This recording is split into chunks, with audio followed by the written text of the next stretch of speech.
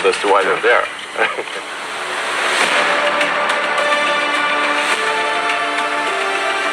ওই সময়ে আরো একটি বিষয় ছিল যেটি পুরো পৃথিবীতে অনেক দ্রুত গতিতে এগোচ্ছিল। গ্যাস করুন তো কি?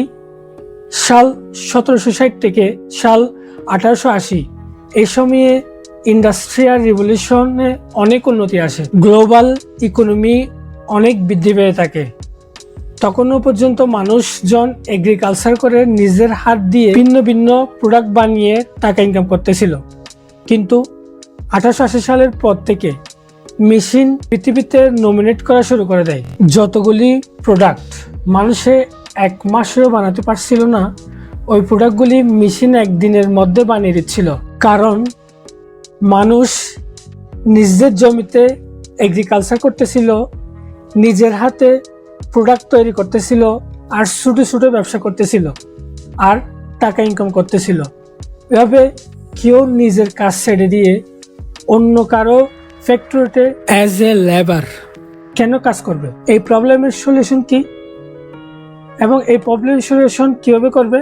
ওয়েল, পার্সিয়ান এডুকেশন সিস্টেম নিজেদের রেজাল্টের কারণে অলরেডি উপরে বসে থাকা লোক পর্যন্ত পৌঁছে গেছিল।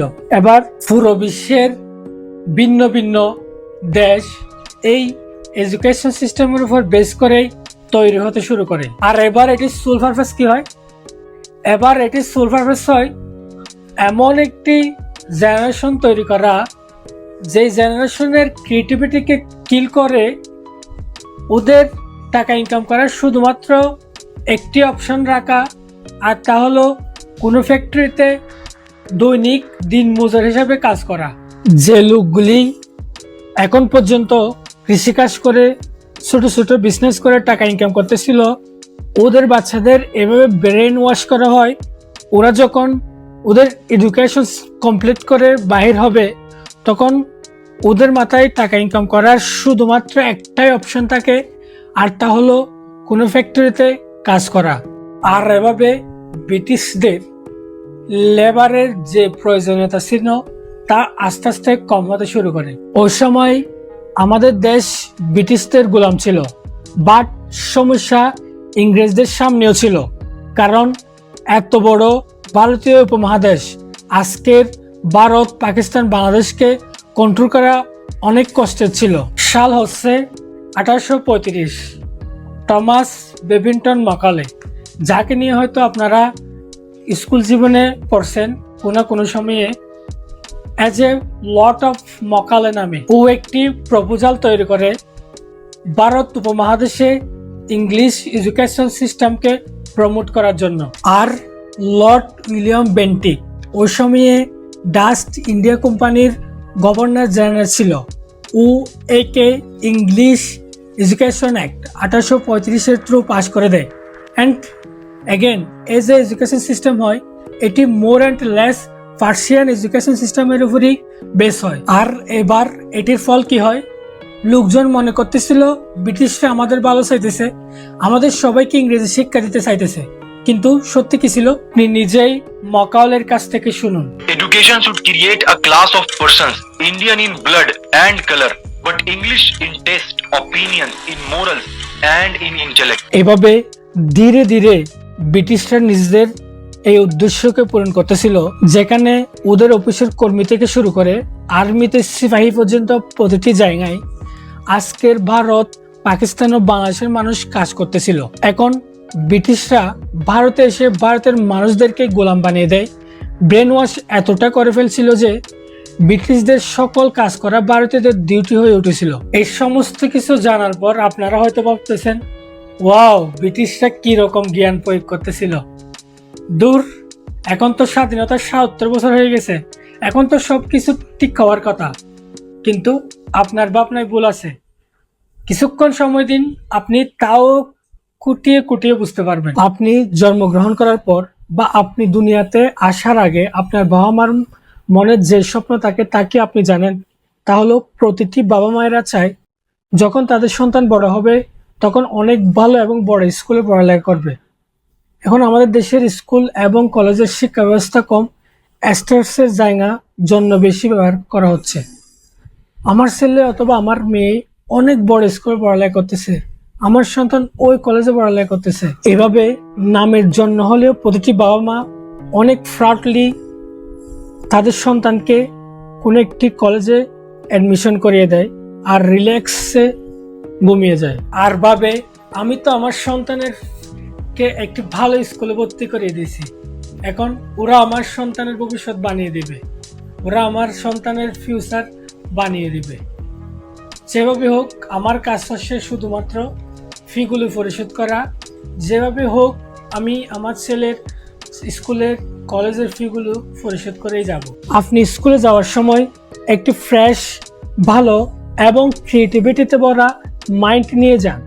এরকম একটি মাইন্ড যেখানে কোনো লিমিটেশন নেই, এরকম একটি মাইন্ড যেটাকে ভালো করে ট্রেন করলে অনেক কিছু শিখতে পারত।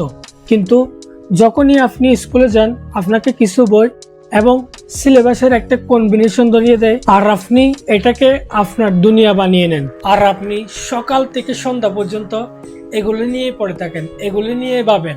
যদি কি এগুলো ছাড়া অন্য কিছু পড়েন বা অন্য কিছু নিয়ে ভাবেন, আপনার পরীক্ষায় নাম্বার কম আসবে, এজন্য আপনার পানিশমেন্টও হতে পারে। আচ্ছা, একবারও কি আমাদের বাবা মা এই কোয়েশ্চনটা করে, এই স্কুল, এই কলেজ, এই কোচিং সেন্টার আমাদের বাচ্চাদের কি শেখাচ্ছে? সত্যি কি আমাদের বাচ্চাদের ফিউচার ব্রাইট হচ্ছে? সত্যি কি আমাদের বাচ্চাদের যেগুলি পড়ানো হচ্ছে এগুলি কি ওদের পছন্দের? কারণ ওদের এরকম মনে হচ্ছে আমাদের বাচ্চাদের ফিউচার বানানো হচ্ছে, আমাদের বাচ্চাদের একজন সফল মানুষ বানানো হচ্ছে। আপনি যদি একটু ভেবে দেখেন তাহলে বুঝতে পারবেন এই স্কুল, এই কলেজ, এই সময়গুলিতে আপনাকে এমন একটি পার্সন বানানোর প্রসেস চলতেছে, যে পার্সন যখন স্কুল এবং কলেজ শেষ করে বাইর হবে তখন তার মাথায় শুধু একটি মাত্র গোল থাকে, যেন কোনো রকম একটি চাকরি পায়। যদি অন্যভাবে বলতে যাই, কেউ আমাকে কারো কাছে একটা কাজের জন্য রেখে দেন।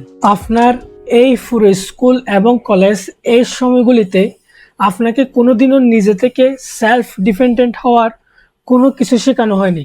কেন?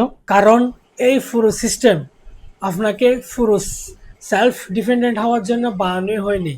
এই পুরো সিস্টেমের আলটিমেট গোলই ছিল ফ্যাক্টরিতে ওয়ার্কারের সংখ্যা বাড়ানো। এই পুরো সিস্টেম এমন একটি গ্রুপ অফ পিপলকে তৈরি করতেছে যারা নিজের বসের অর্ডারকে সম্পূর্ণভাবে ফলো করতে পারে, নিজের সুপ্রিয়াসকে রেসপেক্ট করতে পারে, পুরো মাস দিন রাত কাজ করতে পারে, এজন্য যেন মাস শেষে কিছু টাকা ইনকাম করতে পারে।